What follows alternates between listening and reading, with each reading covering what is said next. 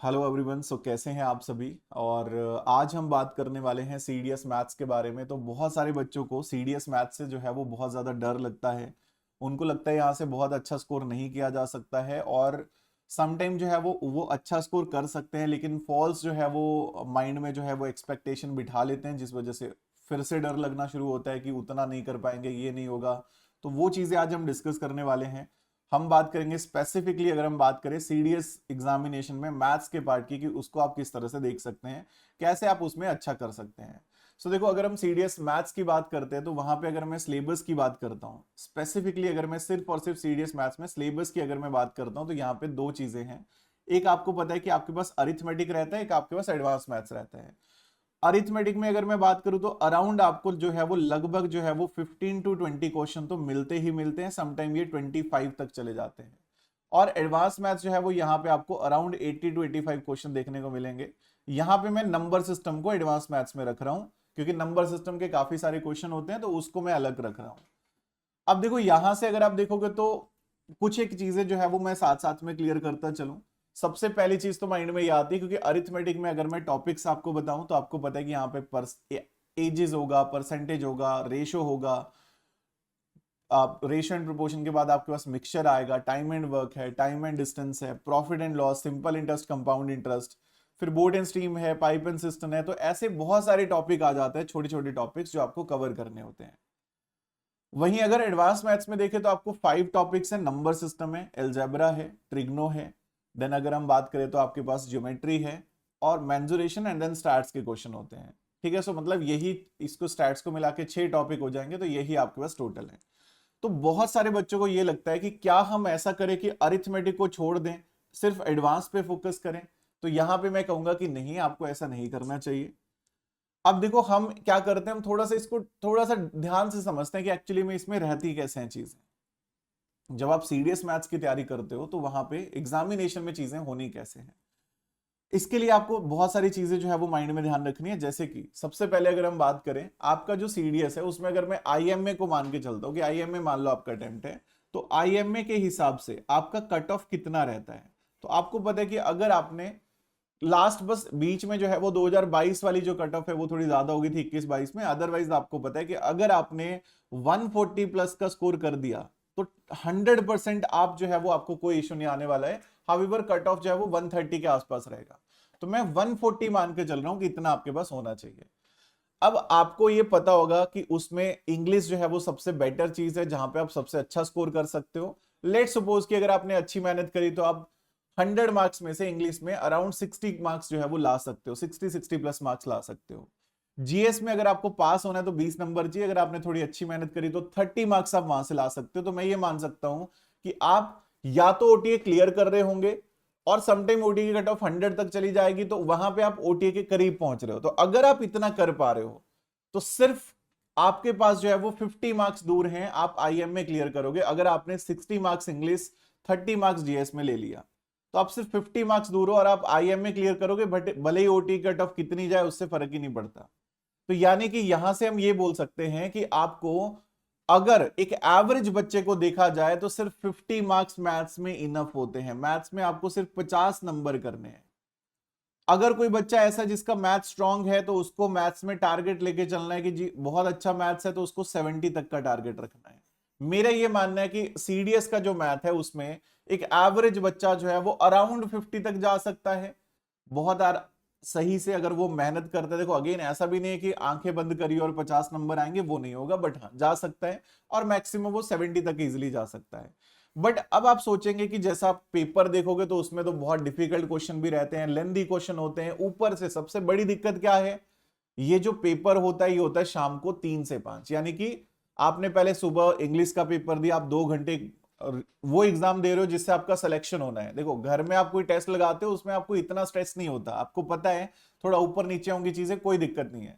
आप चाहते नहीं हो कि मॉक टेस्ट में भी दिक्कत हो, बट फिर भी वो बैक ऑफ द माइंड आपको पता होता है कि कोई दिक्कत नहीं है। लेकिन एग्जाम में जब आपको पता है कि इस पेपर ने आपका फ्यूचर डिसाइड करना है, तो वहां पे आप ज्यादा फोकस होते हो, ज्यादा मेहनत करने की कोशिश करते हो। तो वो 2 घंटे, फिर उसके बाद जीएस के 2 घंटे, एंड देन फिर आप तीसरा पेपर दे रहे हो मैथ्स का।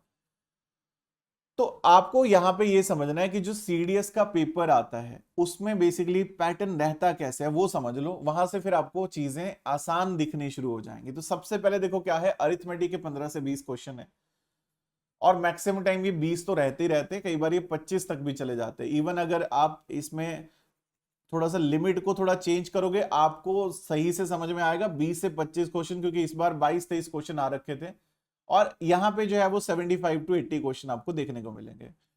इसमें जो होता है अरिथमेटिक पोर्शन होता है, इसमें 90% क्वेश्चन इजी होते हैं, 90% इजी क्वेश्चन होंगे इसमें, 90% इजी क्वेश्चन। मतलब अगर 20 क्वेश्चन है तो 18 क्वेश्चन बहुत आसान है इसमें। आसान मतलब सीडीएस के हिसाब से, जो आपने सीडीएस के हिसाब से तैयारी करी है। लेकिन अगर आप दूसरी तरफ बात करते हैं तो यहां पे आपको जो है वो इजी और मॉडरेट जो क्वेश्चन मिलेंगे वो सिर्फ 50% ही मिलेंगे। आपको सिर्फ 50% ही इजी मॉडरेट क्वेश्चन मिलेंगे, इजी प्लस मॉडरेट क्वेश्चन मिलेंगे। तो इसका मतलब है कि अगर आपने एक अच्छा स्कोर करना है, अब देखो एडवांस मैथ्स में दिक्कत क्या होगा कि कुछ क्वेश्चन बहुत ज्यादा टाइम ले जाएंगे, कुछ क्वेश्चन जल्दी भी बनेंगे। 100 क्वेश्चन होते हैं, उसमें से आप ये समझ लो कि आपके पास 3 पोर्शन रख लो। एक होते हैं जो बहुत इजी क्वेश्चन होते हैं, एक होते हैं जो थोड़े मॉडरेट से क्वेश्चन होते हैं, एक होते हैं जिनको आप टफ बोल सकते हो। अगर पेपर किसी भी तरह का आता है आपको लगभग 30 क्वेश्चन तो सीडीएस के मैथ्स में बहुत आसान मिलते हैं। 40 क्वेश्चन होते हैं जो मॉडरेट से होते हैं और 30 क्वेश्चन होते हैं जो बहुत टफ होते हैं। इनमें से तो आपको एक भी क्वेश्चन छूना भी नहीं है। ऐसे 30 क्वेश्चन जो टफ कैटेगरी में आ रहे हैं उनको अगर आप टच भी करते हो तो आप अपना टाइम वेस्ट करोगे। आप उसकी जगह पे इजी और मॉडरेट वाले, एक जहां टफ एक क्वेश्चन होगा वहां पे आप उधर 2 से 3 क्वेश्चन करोगे। ठीक है, अब ये यहां पे ऐसा लगता है कि ऐसा कैसे होगा, बट टफ वहां पे ऐसा क्वेश्चन भी होगा जहां पे 10 मिनट भी आप लगा दोगे।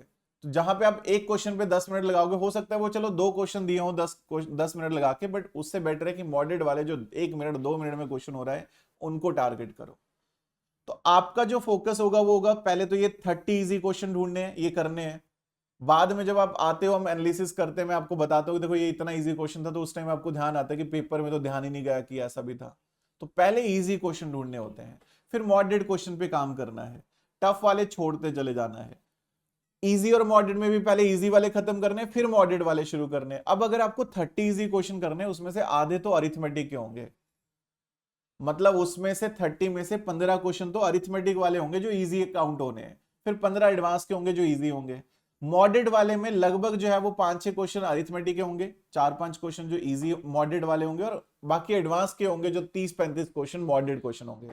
अगर आपने ये टारगेट करना है तो आपने अगर अरिथमेटिक छोड़ दिया तो आपने अपने वो 18 क्वेश्चन 20 क्वेश्चन छोड़ ही दिए जो शायद आप बहुत आसानी से कर पाते अगर आपने वो मैथ्स करी होती।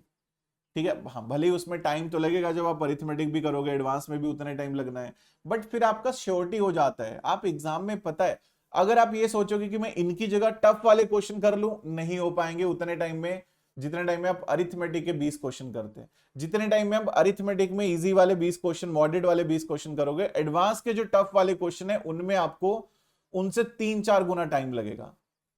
तो आप अगर मैथ्स से आपके माइंड में अगर मैथ्स को लेके थोड़ा भी डर है, बहुत ही सिंपल सी बात है, करना क्या है, आपको अरिथमेटिक भी करना है, एडवांस भी करना है।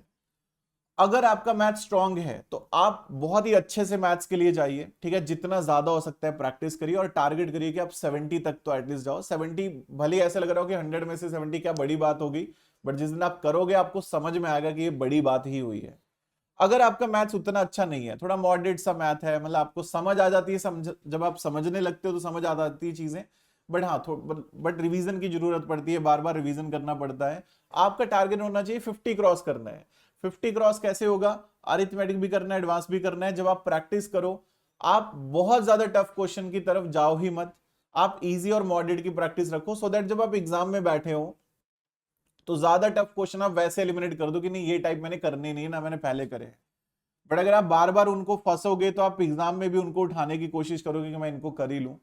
तो इजी और मॉडरेट वाले क्वेश्चंस पे जाइए। इसके लिए आपको मेरी एक सीरीज भी मिल जाएगी, ठीक है, अनअकैडमी प्लस पे अगर आप देखोगे तो वहां पे मैंने फर्स्ट आवर सेकंड आवर वाले क्वेश्चंस टाइप से करवाए हैं, previous year question.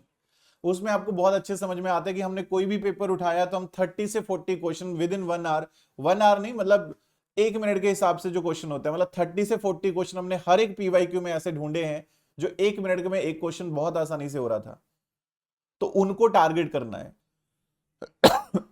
Sorry, moderate question second hour में करने हैं, तो आप अनअकैडमी प्लस पे वो चीज देख सकते हैं। यहाँ पे भी फ्री क्लासेस में भी मैं वो चीजें करवाऊंगा। बाकी हमारा फुल कोर्स भी स्टार्ट हुआ है मई 30 से। अगर आप इस बैच को फॉलो करते हैं, पूरा का पूरा आपका जो सिलेबस है वो कवर होना है, डिटेल में सारी चीजें कवर होनी है। लाइव क्लासेस है यहाँ पे। बाकी जो है वो अगर आप देखेंगे स्टडी मटेरियल है, डाउट सेशन से सारी चीजें आपको मिलने वाली है। उम्मीद है आपको ये सेशन अच्छा लगा होगा। अनअकैडमी प्लस पे आ रहे तो नीचे कोड शो हो रहा होगा संदीप 100, उसका यूज करिए। मिलते हैं आपसे अगले सेशन में। तो सभी को मेरी तरफ से thank you. So stay safe, keep preparing, have a nice day and जय हिंद।